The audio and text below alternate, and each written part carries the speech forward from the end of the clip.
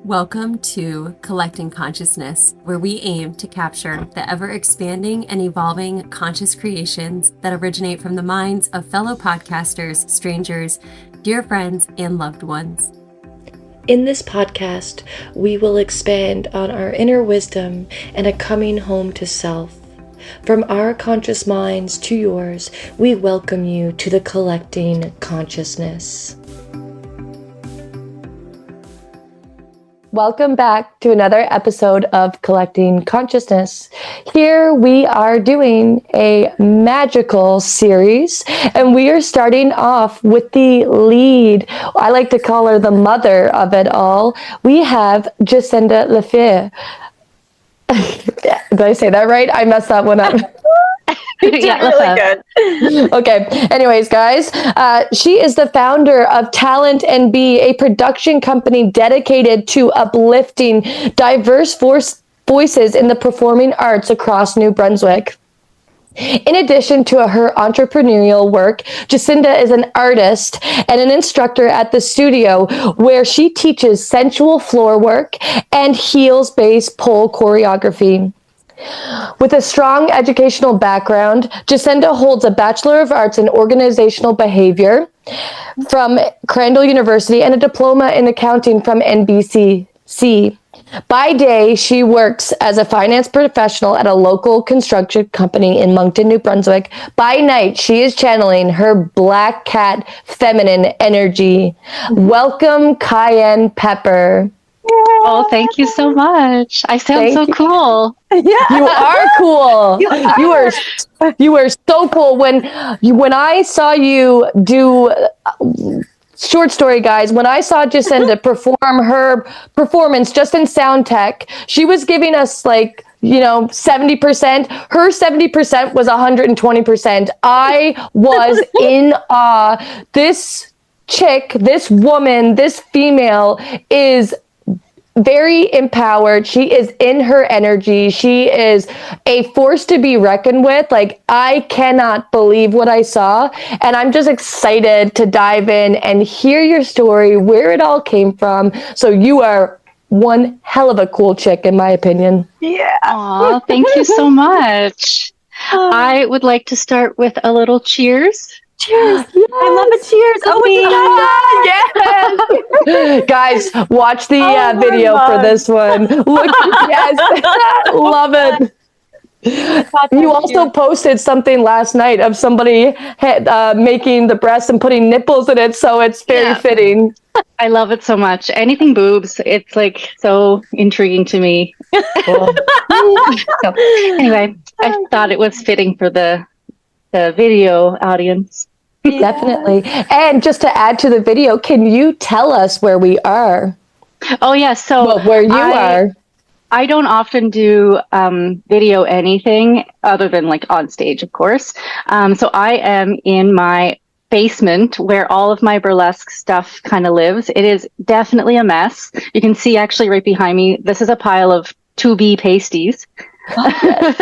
And all of my costuming stuff that isn't always my costumes, but I like to hoard just delicious little treats and let people dig through my own storage.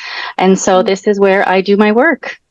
I love it. Do you ever go downstairs and get dressed up? If you're just kind of feeling in your energy and go play dress up and get nice and spicy? All the time. I feel do you ever look at those memes or people saying when they're cleaning, they end up wearing all the stuff? Yes. You're wearing the headband and the tutu from your recital and all this stuff. I feel that's what I end up looking like. It's not I don't look beautiful. I'm just, everything is on my body all at once. You got the bunny ears from your last show.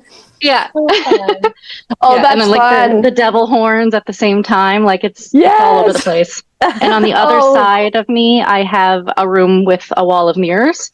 So it's I really get to dance and play over there. Fun. Oh, that's fun. Do you ever find, this is just kind of my mind always goes to energy, but do you ever feel when you're deep in your emotions, do you find that you would go downstairs, get decked out, and then go channel that energy for creation? Actually, what's interesting is I find because this downstairs is kind of like a messy environment. I'm more chaotic energy down here. But if I hear a song or I feel inspired, the first place I think of is the studio, because I can rent it for a decent price from Annika and go play and turn the music up on blast. There's mirrors everywhere. And so a lot of the time I feel more inspired or being able to dance there. Wow. And so guys, just to let you know, this is the studio that Jacinda works at.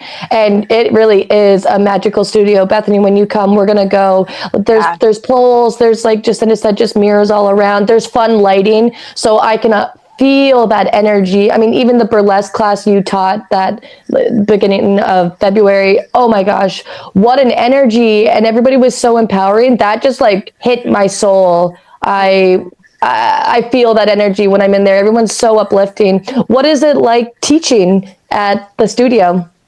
Also amazing. I find I almost feel like I talk so much during an actual class because I love talking and telling people you can do this, it doesn't matter. You're here for you. And it always ends up being very therapeutic, I feel. I'm deeply curious. Did you always teach, or how did that blossom into being the ringleader? How did that come about? Was it a natural thing, or just? That's a great question. I did start. So the studio used to be Pink Fitness, and I started there with a couple friends. And what's funny is my first, or at least one of my first classes, was a burlesque routine to a song. Cool. I honestly forget the song, but it was from the movie Burlesque, and we had boas, and I have a picture of baby me in a boa and corset and everything. And it's so funny how that was full circle kind of. But I didn't teach back then. I taught, I don't even know how many years ago. And then I started off teaching just pole. So instructor level, pole 1, very basic. And, I don't know when I started getting a little more sassy and body positive. It's not about the skill and the tricks. It's about the flow and the individuality of your own dance. But I would say within the last 5 years is when I really switched that mindset. So when you say baby you, how old were you when you started this whole... or how many years ago, I guess you could say, so we don't have to age peg you on here. It's funny how I think for the last 5 years I've been saying 10 years. So right. I don't actually remember, but I moved from Fredericton back to Moncton for the first time in 2010, and I think that's when I kind of started at Pink Fitness. Wow. And then I believe 2015, and I might be wrong, so don't quote me on this, but I guess it's been a long time that I have been at the studio, Aerial Arts and Fitness. Okay. Right. Wow. And I just want to point something out, Bethany, the age thing. When Jacinda taught the burlesque class that I was in, I had mentioned my age, and Jacinda said, I like that you said your age, because it shows that there is no time frame for us to get up and dance, to let our souls out, and to see people because we do age ourselves. Oh, I'm 35. I can't do this anymore. Oh, I'm 40. I can't. But tossing those time frames out, because if your soul wants to do it, allow yourself to do it. And guys, if you feel inspired and you feel like your age is holding you back, I truly, truly invite you to go book at your local dance class. And if you're in Moncton, go to the studio, because it really is an empowering place to be. And you'll surprise yourself with what comes out of you. Yeah, it's true. One little thing to spiral off that, because the age thing stirs so much up for me. But I always love finding those people that are much older than me that I'm like they say their age, and I'm like, whoa, you're my expander for 70. Yes. You're my expander for 52. I want to be that at 52. Because I remember when I was really in my 20s, early 20s, I worked at a restaurant with a 32-year-old who at that time was ancient to me, right? 32. I was like, wow, like, I think as I thought we were all going to be crippled and like, not having fun. And she was so spunky and like young. And I was like, I want to be you at 32. And then I got to 32 and I thought of her and I was like, okay, cool. I'm doing good. So you got to find your expanders for each age. I think that's a really fun thing to do. Not to be held back. And when you find those people that inspire you, just keep moving towards that goal. Anyways, just a little side note. I took us out on a branch. Yes. I do love that. I'm 35, and although I feel young and old at the same time, most of our performers are 30 plus for sure. Like, I don't actually know a lot of like 19, 25 performers. And one of our performers, Sea Salt, is 60 years old, and she's so amazing. And so it's any age, any body, anybody can do this. And anything. Like I also just went back and became a cheerleader this season again since I think it was 16 years ago I was a cheerleader. And so I preach in everything. Age is literally just a number. Right. And to dive into Kyann Pepper, the art of Kyann Pepper, who is she and what is her inspiration and where does she like to go? It is super interesting. Kyann Pepper was created with the mindset that I was going to be this sultry, sexy, like different than who I am as a person performer, because I wanted the opportunity to kind of do what I did on March 1st. Like, I was in a full body catsuit, like sexy. I didn't even strip. I was just rolling around, humping the floor, doing my thing. And that is who I wanted Kyann Pepper to be. And then over the last few years, she became completely just me in performance style. So like, I ended up pulling my own personality into it. I'm goofy. I have like the weirdest performance. Like, I'm a janitor one time. I did a dentist. I did The Mask, Jim Carrey. Oh, wow. So like, it's still sexy, but it's not what I thought she would be day one. Right. And how is that, like, how do you see those shifts in yourself? Like, what are the how does it come out for you with your personality? I don't really know. Like, I think about it all day, every day. I'm thinking about what my next performance is or how I can figure out, like, to better a current performance that I have. And it really is my personality. So it doesn't feel like a performance. Right. Really. Right. I don't know if that answers the question. No, it does. Because you're just allowing your authenticity to come out. You're just being yourself with the theater, with the art. And I like that. And it kind of reminds me of me and Hurricane Rosa's performance, Lost Vixens. It was campy, but it was sexy, and it was her and it was me, and we were just like intertwining it. So I think it's when you come in and just start trusting who you are and the art that wants to come out, like letting yourself just be weird, be this, be that. The art just comes. Mm-hmm. It really is. And a lot of the performers, I can see it in a few people that it is also the way that they do it. It's just their true self. Mm-hmm. And I wish I remember who said this, but someone came to me and said they loved your performance and how natural you were.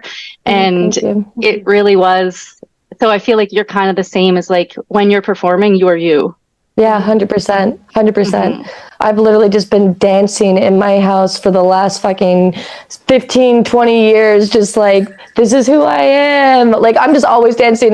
My friends were like, TMI guys, but my friends, I was with a group of guys and they were like, I went to the bathroom, but I heard music, so obviously I gravitated towards the music. They're like, "Holy shit, Courtney's taking a huge shit," and my ex who knew me was like, "No, she's dancing." And then then I came back and they were like, "What were you doing?" I was like, "Oh, I was just dancing." So yes, it is who I am. So thank you, whoever saw me as me, and To talk on being you, have you ever felt scared at first when you were doing performances of maybe like feeling judgment or anything? Or has it really been like, no, this is who I am, and I feel okay with that? I think it's mostly felt okay. Definitely.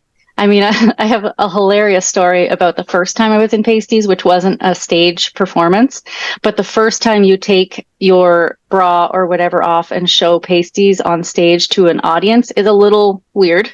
But it's, I think I could probably speak for almost every performer who has done that. The first time is the only time you feel that way because it is so liberating and it feels so good that you just want to do it all the time, everywhere. But to get used to that, so we had I forget, like 9-week, I think, program at the studio where Destiny from St. John had came to teach us kind of the ins and outs of burlesque. And at amazing. One of the sessions, we were going to do pasties, and not everybody did it because we weren't all comfortable.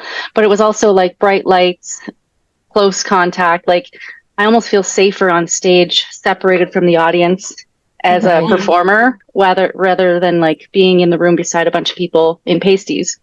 But I had my first pair of pasties on and they had tassels, and Annika, the studio owner, was on the other side, and she looked over at me and I'm pulling the tassels as if I'm like milking my boobs. Yes. And that is my first experience with pasties. And I think that's so funny because obviously that's not how you work them or do them, but that was the instinction, I guess, for me. And it's funny because eventually I want to do like a cow themed routine. I'm assuming you're gonna pull it back out. Yes. Hell yes. Oh my God. Yeah. I'm picturing like a bedazzle, like nipple, like udder. Yeah. Actually, I didn't finish them yet.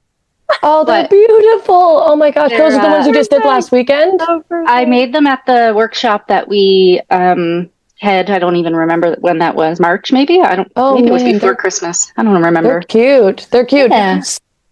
To dive in, I said to Jacinda, I was like, I was observing you. I'm very much an observer. And just watching you, all the behind the scenes work that you do, it's so impressive. So I just want to cheers to you, because it's I know for myself that at times it must feel overwhelming, but you make it look so easy and so much grace. Like all the behind that's getting the tables ready. I'm like, hey, Jacinda, can we move a table here, there? And you're like, yeah, you made everything work. And I kudos to you and doing that behind the scenes work. Can you lean into Talent and Be and how that got created and all the behind the scenes work, what it's like for you? Yeah, for sure.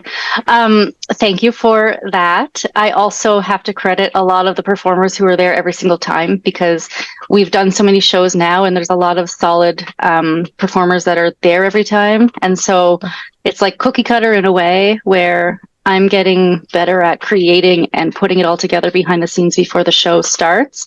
But there's many performers, I don't even have to give them guidance. They just know that I'm going to need help with this, that, and the other thing. And so I credit every single person who has been on the stage, backstage, stagehands, photographers, everything as well, for making it a smooth transition. But Talent and Be grew because kind of like a pandemic baby in a way. Wow.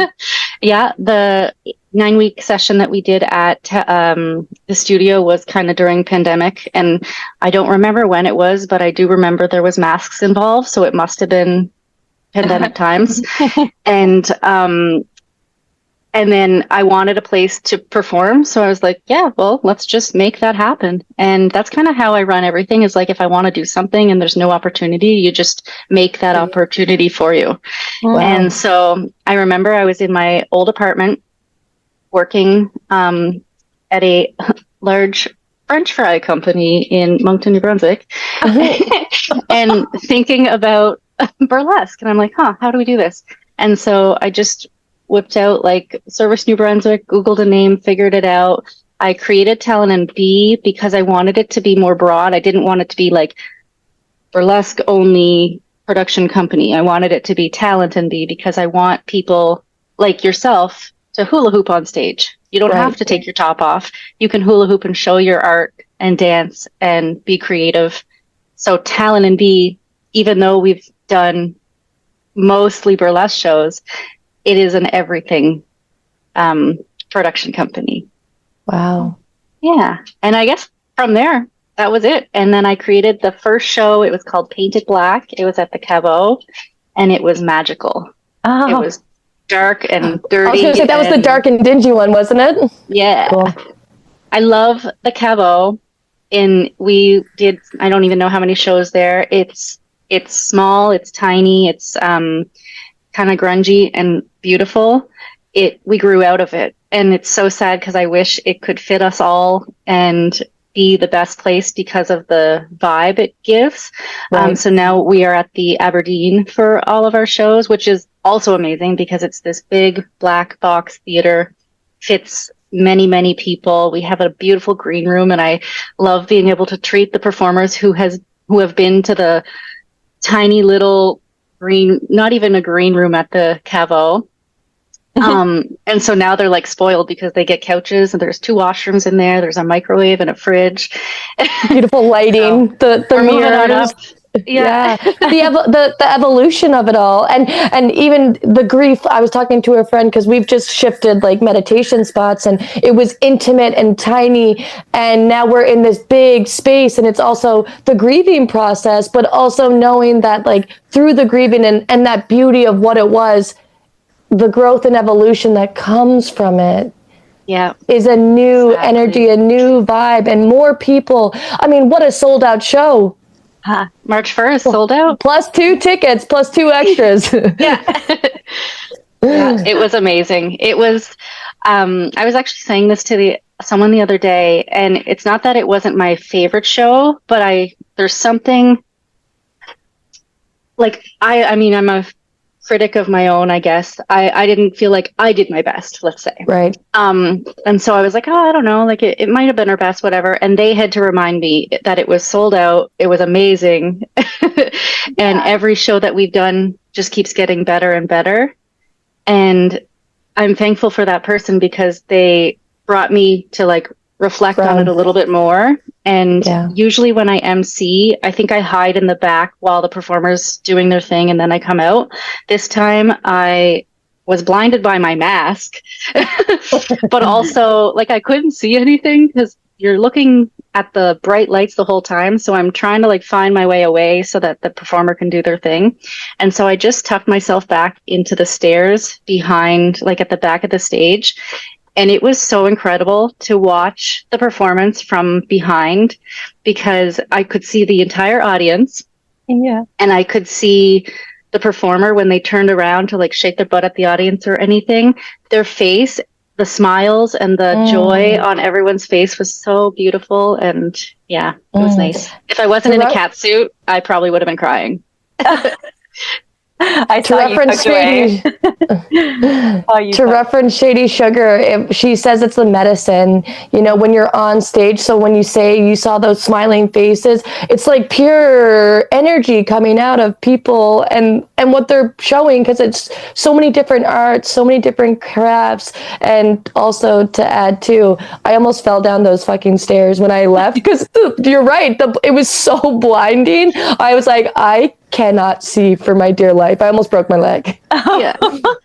My family was sitting at the table closest to those stairs, and they said that I could hear them giggling, really, because every single time I tried to sit on those stairs, I would hold the wall, and I thought it was so funny because I'm in this cat suit and I look so badass, but I can't walk down two stairs.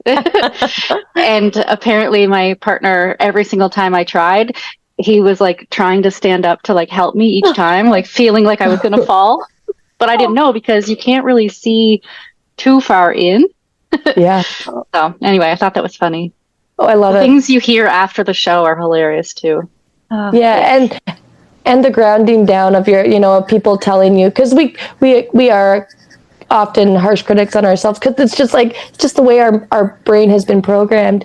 And when we do have those people that bring us back, and then we reflect and we're like, no, it's fucking amazing. It was awesome. It was beautiful, inspiring, all the things. And it's actually, go ahead. No, you go. Go. Oh, I was just going to say how, like, it is hard to talk about yourself and be confident and, like, not too far confident. You know what I mean? Oh my gosh, now I forget what I was going to say. Oh, yes. So, like, when someone asks me for a bio of myself, Jacinda, or Kyann is easier to write about because I can brag about her forever. But to brag about myself or to even just say the real facts about myself feels weird sometimes, but I'm getting better at it. So, and I'm sure that's kind of the same for most performers. It is easier to talk about your performance persona than yourself, even though you yourself created that beautiful performance persona. That's so interesting. That's got me like really like just like, ooh, like what is that about our humanness that like we, you know, like the human in us cannot compliment and really talk and brag about. Well, that's why me and Courtney, we do this little practice sometimes where we brag on each other or on yourself and then each other, because it's like such a thing that is like, well, and then I guess there you go into the layers. It's like, we've been told that it's not okay to talk about yourself. It's not okay to brag about yourself. It's, you know, and that's kind of conditioned into us. So it's just really interesting that you can almost have this alter ego that is way easier to love on and to brag about than like our actual. It's so interesting how but very, very, very cool tool and opportunity to have, to be like having that mirror within your own self of like, oh, I can really brag about this part of me, but I also like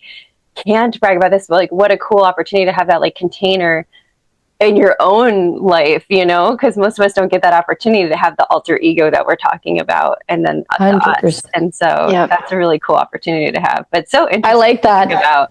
It's really quite healing and a really nice tool to try. Yeah, and really interesting to think about. It's interesting how we do that. And it's kind of interesting too, like most of us look in the mirror and the only thing we see is like the things we want to fix or whatever. And so, I mean, whether you're a performer or not, you could look in the mirror and look at that person and say, oh, you're really good at dancing, or you're really good at this, or like, wow, you're smart. And that's kind of what I do with Kyann. Like, she's cool. She is badass. It's also, I've heard a lot of performers explain it this way, and sometimes there is literally a physical mask on your face, like my cat mask. Interesting. You still knew it was me, but you feel masked, and it makes you feel better as a performer. 1,000%. My friend was at it was a Halloween at Zero's, and she was dressed up as a grandma, and she let herself fucking go crazy. And then people would be like, oh my God, that's you. And she just said it was a barrier. She let herself just fucking go, because it totally was a facade. It wasn't her. It was a mask. I love that. Cool. It's also hilarious too, because you're hiding behind the mask, but yet you're like stripping fully down. So like you're being very vulnerable with your entire body. Yes. But if you have your eyes covered, nobody knows it's you. Right.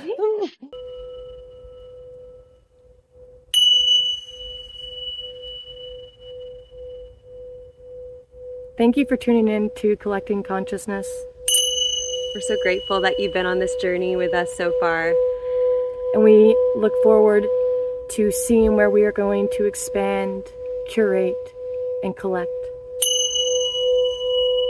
So if you haven't already liked, subscribed, or shared our content, and you feel called to do so, we would so deeply appreciate it. From our souls to your soul, and our hearts to your minds. We are collecting consciousness. Yes. Oh, I love that. Bethany, I just want to clarify, just want to make this accurate. It's Kyann without the E on her name. Kyann Pepper. Okay. Yeah. Okay. No. I just want to make sure we got. Yeah. Just want to viewing. We're gonna fix that. Okay. Thanks. Yeah. You're welcome. I saw it. I'm just like, I want to make sure we got Kyann Pepper. Yeah. Cool. And it's also interesting that we're talking about my name too, because a lot of people who are getting into performing, they have no clue, like, what do I even call myself? And it is a journey on its own to figure out who you are. Sometimes it comes like that, and and sometimes you create your persona before you even become a performer. You just had a nickname as a kid or whatever. Kyann is my middle name. Oh, cool. Yeah, and I still have a piece of paper because during that 9-week program that we had at the studio, we had a little booklet. Everyone brought their paper or whatever, and throughout the whole, like every week, we would talk about the name that you're going to choose. And so I have all these scribbles of different names that I possibly was going to choose. And I don't know actually why Pepper came in, but Kyann is an actual pepper. That's what I was always thinking. Yeah. And it's funny, I bought this at a thrift store. And fuck yeah. So this is a Kyann pepper, I think. I don't know. And so, so it just made sense to me, and it's really growing on me. And I couldn't imagine being called something else. I should look at that paper to see what the other options are. Yeah, I would love to hear the name. That's what I was going to say, Bethany. Spicy, hot, flavorful. Like, it's so many. I really thought it was so intentional. And I'm like, I love that. Yeah, totally. I was like, the spice was totally getting me. Oh, man, guys. I just want to, like, one more time come back to Kyann Pepper's performance. When I went to Soundtech and like this is my first time ever doing a burlesque show, so that was so new to me to be in this energy. And when she came out and did her performance in those fucking leather thigh-high boots, heels, like thin heels, it was insane. Like my mouth dropped, and then when guests were showing up, I was like, guys, you're going to be so fucking wet. Just wait for it, because it is spicy. Oh my God. And then just watching all the other artists perform their craft, it was just, oh my God, it was amazing. So I had to say it one more time. Well, I was going to brag on you too, because I just thought, like, even though you felt like you didn't do your best or whatever, you were being harsh on yourself, I loved how you just roll with the punches. Like you were in those, I mean, I don't know how many inches, were they like 4-inch stilettos? Like how tall are they? 6 inch? 6, yeah. And that's my lowest. Oh my God. Really? And you did. You had a couple moments where like I would also probably have broken my neck being in those, and you just like roll with it, and you made it look so effortless and fun, and like it was beautiful. It felt so authentic is what it felt like. It did not feel rehearsed. It felt so authentic, and I was like just in admiration of that, just being up on stage, running the whole show, introducing all the girls, and I know that a couple times I don't even think the cards were really. I was like, she's not reading. There's props. She's just like doing this. It was so cute, and I was like, "That's amazing!" Like, just I was in awe. I was like, "That's such a persona. That's such a personality to be able to get up there and run the show. Like, that's a huge deal. So don't, even if you flop, you still give yourself credit no matter what, because it's a big deal. Yeah, I do. I appreciate that, because yes, the cards were written. Some of them didn't have anything on them because some performers just suck, and and I mean that in a great way. I love them. I can message them 10 times and they're still like, "Oh, I'll get you one." And that's hilarious. I like to give them the option to write something new each time if they want to. I could definitely whip out my own bio on all performers now because I know them well enough. So if the card was empty, I'm making it up. And a lot of the cards were pretty empty. Wow. And some of them had words, but I just am flustered and I'm not really in the reading zone. Plus, I don't want to be like holding the cards up necessarily, reading them fully. Right. But what's funny about, like you were saying, how I was like impromptu kind of thing. That is mostly impromptu. That routine was just me rolling around on the floor. Whoa. that Kind of knowing little the concept, sex bench. Like the song. Yeah. Like the sex bench came that day and I was like, oh, I could like crawl on it and, do a little thing. And so I encourage impromptu, like, parts of people's routine too, because that's where people show themselves. And so the impromptu-ness of it all is same with the cards. Is I didn't practice flipping through cards with gloves on, and then all of a sudden I am blinded by a light I have these gloves on. I'm in 6-inch heels. Forgot that I was also going to have a mask on. Lashes glued to my eyeballs. I couldn't really read much. Yeah. And then I'm also holding a microphone that I am now holding these cards with one gloved hand. Yeah. So there's always things that go right and wrong, and it does always work out in the end. But I do appreciate that you noticed the ins and outs of it as well and appreciated that. Yeah, I really did. I was like, wow, that she made that look effortless. Or like that would have tripped up some people. Like not everybody has that personality to like roll with the punches. In a sense, be embarrassed in the moment and like be okay with it. Like that's it's a big deal. It's just a really big deal. It shows confidence, you know. I love that part too, because there was one moment where Shady at our toys themed show, her corset got stuck to her fishnets, and I'm sitting on the side and not even panicking for her because I know that she's gonna like whip something funny out or whatever. And she did. She just rolled with the punches and kind of like, because her routine was a little goofy, she was allowed to be kind of like, oh, and then ripped it off of her fishnets, dropped into a split and shook her butt. And people even in the audience aren't going to be like, oh my God, she messed up. Like, ugh. They're like, oh my God, haha, funny. She like made it part of her added routine to the camp. Yeah. And I think when I teach, or I guess I know when I teach that part of it is don't worry about messing up. And I think every dance person, every performance kind of instructor might say this, is like, nobody knows your routine. Nobody knows what's coming next. And that's the beauty of it. So if you do mess up, don't like get shocked and show the audience you mess up. Just keep going. And they're here to see you dance and do great things. I have one question that this is like kind of a common thread that I want to ask everybody, because it was one thing that really stuck out to me about the whole burlesque in general, like just the amount of skin that you're on stage and you're showing. Was that always that comfortableness in your skin? Has that been a journey, or have you always been a really confident person in your skin? You know, you're just like, that was not that was not something that you confronted in this realm. That's a great question.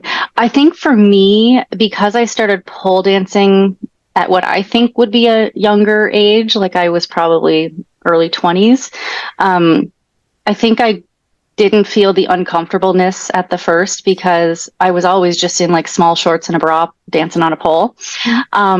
But it at some point changed where it's not that I'm super comfortable, but I know that I shouldn't be uncomfortable kind of thing, you know? Yeah. And so I think I'm almost just as, let's say, insecure as the next person. Like I know I have things that I would want to change or different, whatever. I'm not actively trying to because I know I don't have to.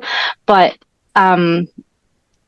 in the daytime, I think I'm less comfortable in my skin while I'm wearing clothes than I am on stage stripping and showing all of my body, which is interesting. Okay. And as odd as it is, we have these fishnets that are Capezio branded, the Taylor Swift fancy fishnets that are like the mask for your legs.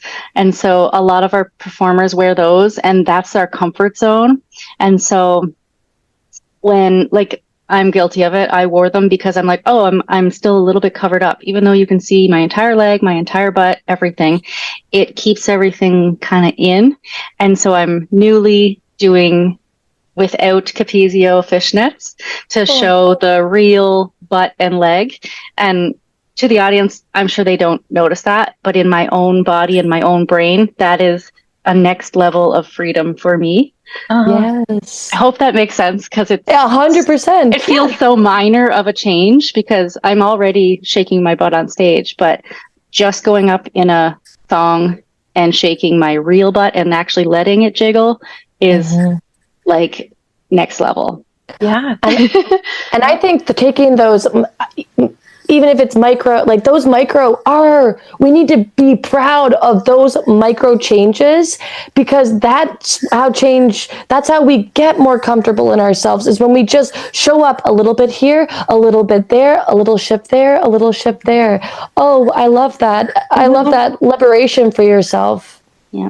And I know people who have just started performing. Like I think it's a bigger journey for some other people. It really is about like the first time they're going to show their arms, like the first time even just like your belly button is going to show. Like it is a definite place that you can have your own journey. And I also preach that like you do not have to strip at all. Like pasties are optional in every show. You don't have to strip. You can come on stage and, you know, dance with a hula hoop. Even though I think it was red. I don't even remember because it wasn't even the color that I was looking at. When you had that bodysuit on and you were just yourself dancing around, oh, it's beautiful. Well, it's funny because thank you. It was funny because when I went to the burlesque class that week before the show, Amber Oleander and Shady Sugar were like, "Are you stripping?" And I was like, "No, I wasn't planning on it." But then I was like, "Oh, but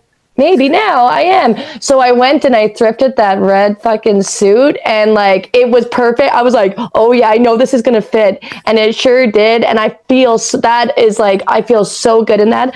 But again, guys, I'm going with the TMI.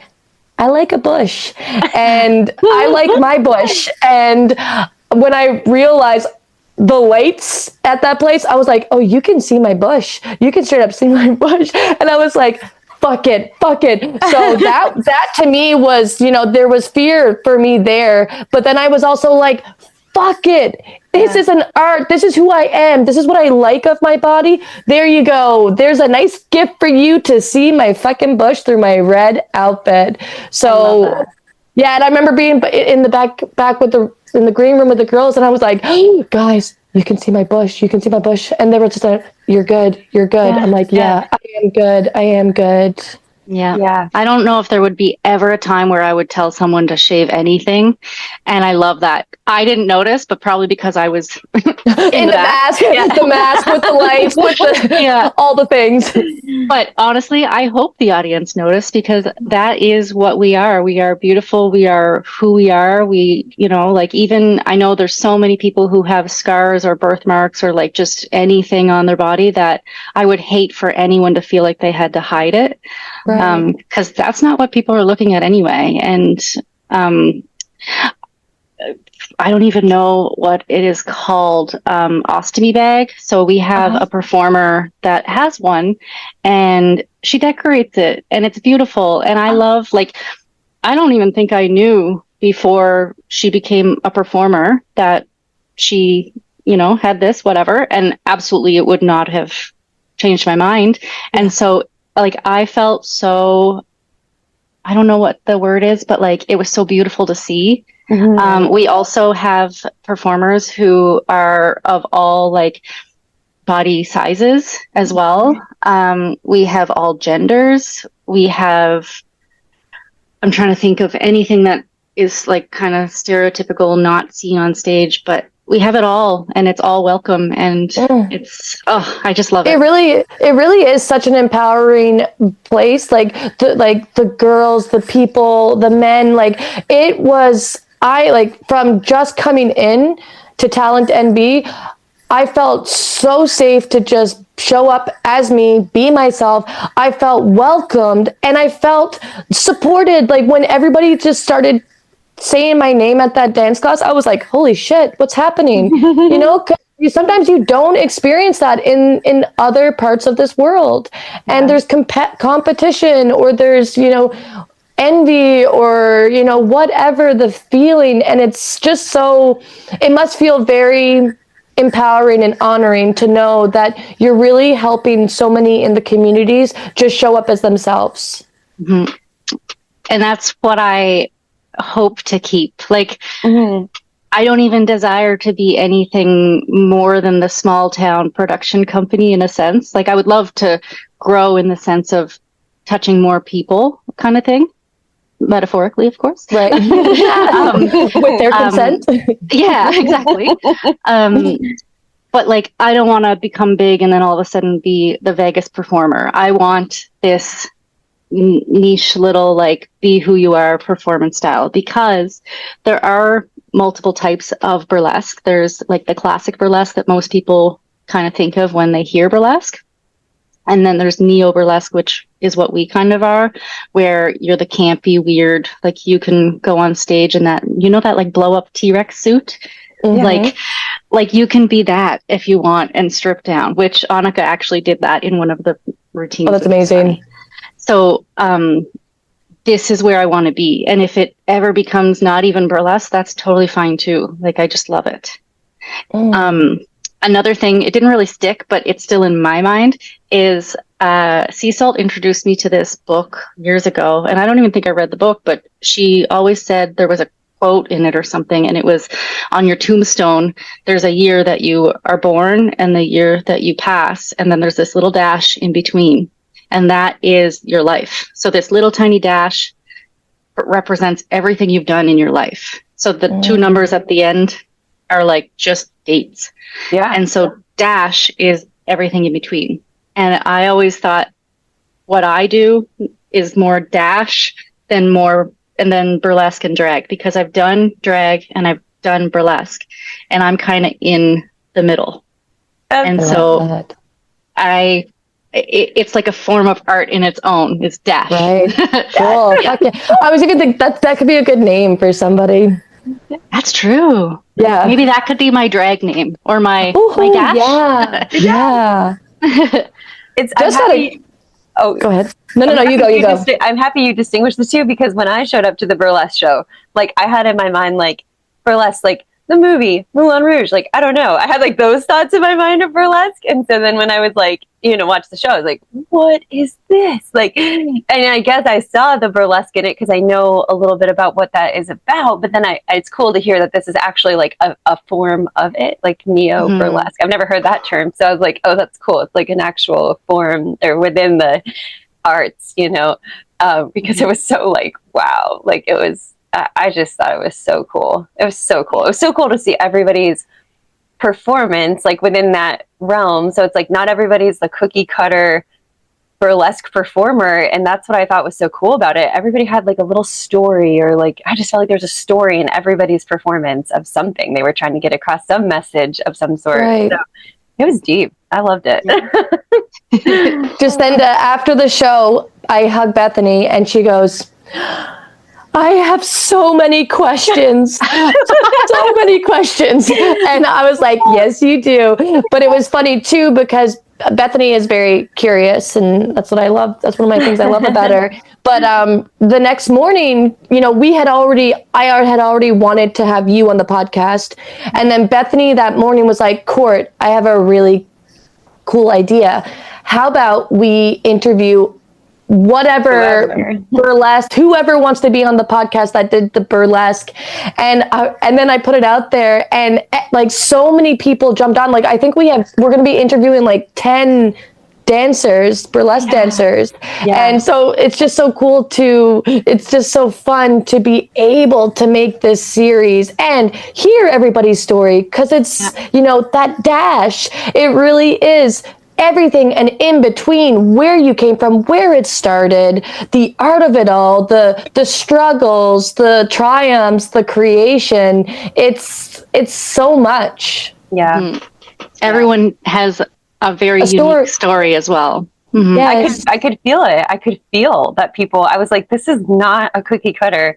And I know that every individual person has such a story behind this. And because I know it takes a lot to get up there and do that. And so I just really respected that. I was like, oh man, there's some depth here. And there's also, like I said, when we were doing Shady Sugar, there's got to be a common thread too that like ties it all together. So I was like really curious about, as we talk to everybody, like what that thread is, which is really cool. Like it's really, because I am a curious mind. So I was like, I just want to know all about this. Like what is going on here? So yeah, it was fun. If you do end up finding a very specific common denominator, please let me know. I will do. We all have very many things in common, but we're all so different as well. And it's so funny to be in a room with everyone and like people that maybe I would have never crossed paths with, and here we are doing the same thing. It's really cool. Yes. And on that note as well, it is also full of people who have never danced in their lives and still maybe don't really dance. You don't have to dance in burlesque even. Like that's what's great about it is it's not like choreography. You're not like 8 counts. You can be if you want to be, but it's more about the feeling and like attracting and connecting to the audience as well. Because there's performing where you're in your mind, and then there's performing where you're paying attention to your surroundings. Yeah, and that that's the energy that's feeding into the energy.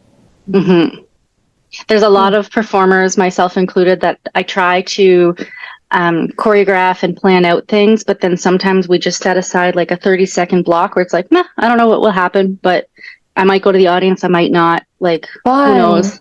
Yeah, so I like setting out a time where it's like improv, and it's planned, but it's free. Whatever. Yeah. Oh, that's fun. And so when you're doing when you go into the audience, do you touch people, or do you kind of linger around them? Before shows, I usually explain like consent and, all that stuff. So I try, in the same way that I don't want to be touched if I didn't tell them they can touch me, I try not to touch others. Unless like it might be like a hand on a shoulder if they're ready to put $1 in my bra. But at the beginning of shows, I do kind of do this thing where I teach people how to tip. And so I throw out fake money, which is another layer, because we also have fake real money, where I can explain to them the consent and how if a performer says, don't touch me, then please don't touch them.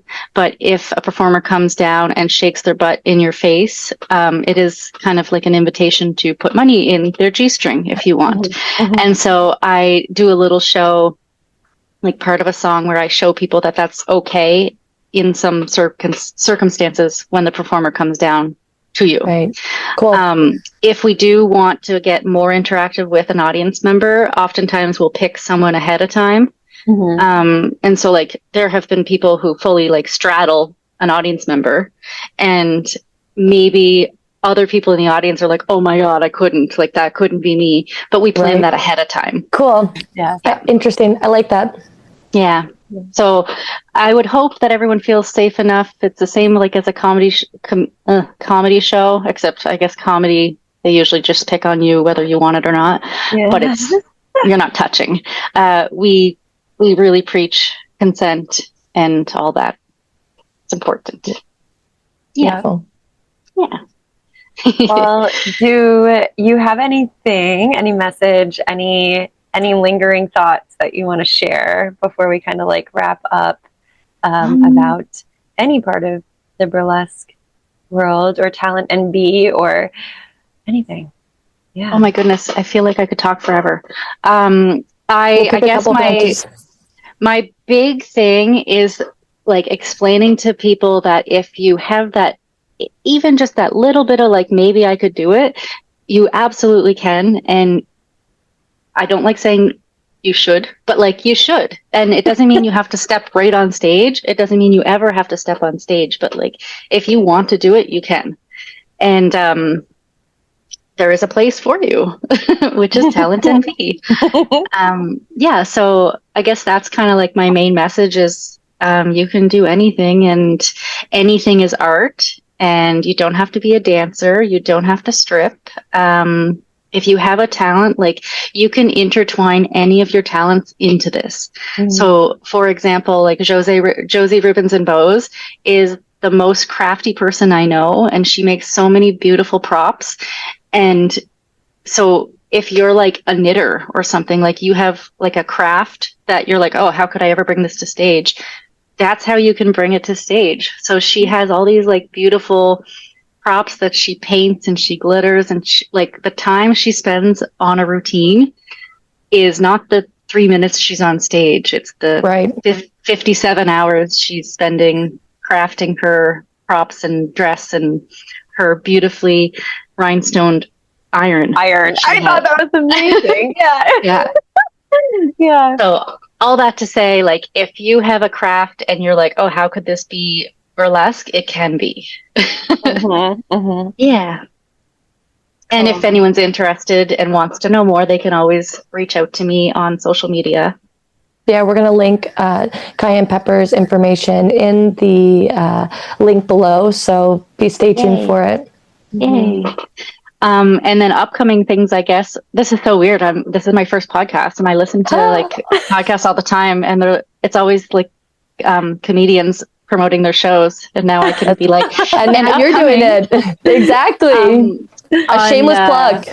Let's see if I remember them, because I don't have them written down, but and there's not that many, but we are doing like a collaborative community photo shoot coming up May 4th that just kind of came naturally to all of us planning it, and it's becoming something pretty beautiful. And it doesn't have to be burlesque or anything. We've invited open invitation to anyone that is an artist or photographer to come on May 4th to the Thomas Williams House. And it's a beautiful historic house downtown Moncton that has like beautiful wallpaper and couches and antique everything, and it's beautiful. It's pay what you can, and it's just a time that photographers can get like practice or different type of content, and then performers or artists can get their photo taken, and it's beautiful. So that's something that you could look forward to and come to. And then speaking of it not needing to be burlesque, we are going to be doing way in December, we're planning ahead already, is a musical theater show. And it is, today I might call it musical theater. By the time it evolves into what it really will be, it might be something else, but it's going to be something way different than what we are used to on our stage. It's not just 12, it's not only 12 performers doing burlesque, it's going to be a whole show. And so that's, I guess that's a little teaser. Oh, cool. Yeah. And then do you have any more burlesque shows coming up? Do we have burlesque anymore? We're planning one in September, but I'm not sure all the details. So there will be a September show.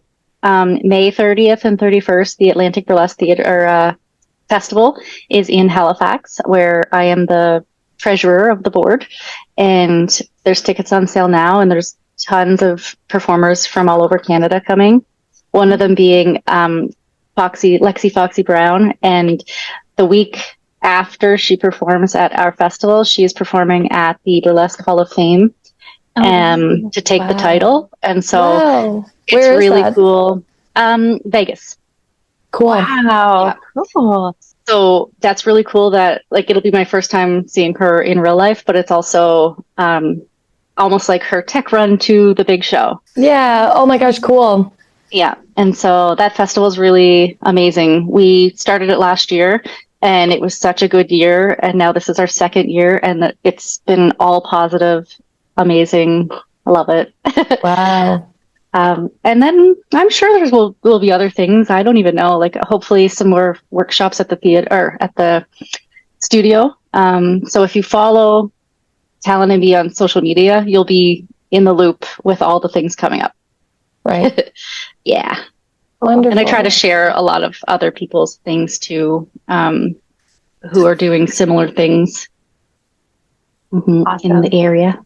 Yeah, supporting and letting people be seen, that's just like little note with me. And Jacinda literally met her at a party, and I got to do my hula hooping, and then we just were chatting afterwards, and boom, that's how, like she saw my craft, and then she welcomed me in. So it's good to be able to support people and to let people be seen. And it goes a long way. So thank you for showing up in this world, making that for people, and showing up for yourself. Yeah. Thank you. Yeah. Thanks for chatting. It was so fun. I'm so excited to share this with everybody. Yeah. How do you feel for your first podcast? I could get better, but I'm feeling good. Oh, you do great. Yeah. Great. Yeah. I'm excited to hear all the other performers too, because even though I know them very deeply, I feel like I don't know their entire story, maybe. Right. Yeah. So hopefully they also talk in trees, and I'll hear it all. Oh yeah, for sure. When you hear my episode, I am definitely I'm going to use that from now on. I am a talking tree. Here. Yeah. I'd help myself. It's funny. I went to a workshop by CJ at Creative Juice Works, and he I forget what I was even up there. Like we had a little improv where we had to stand up and introduce ourselves or say something. And his note to me was ground yourself. And I thought that was so funny because I talk in trees. So I need to come back down to the root and ground. And it was like phew, brain like exploded. Totally. I love that. I love that. Great. Well, thank you so much. Yeah. It was such a pleasure. Thank you very much. I hope that when we hear the audio, it all makes sense to the listeners. Oh, it will. 100%. Oh, it will. Yeah. Like you said earlier about like the show's like, it's all okay. It all just happens. Yeah. Same thing. This is the same thing. You know, the message will be received. It has been received. And thank you. Thank you so much for sharing. Thank you. Thanks for being the mom. Yeah. All right. Bye, Kyann Pepper. Bye. We'll see everybody next time.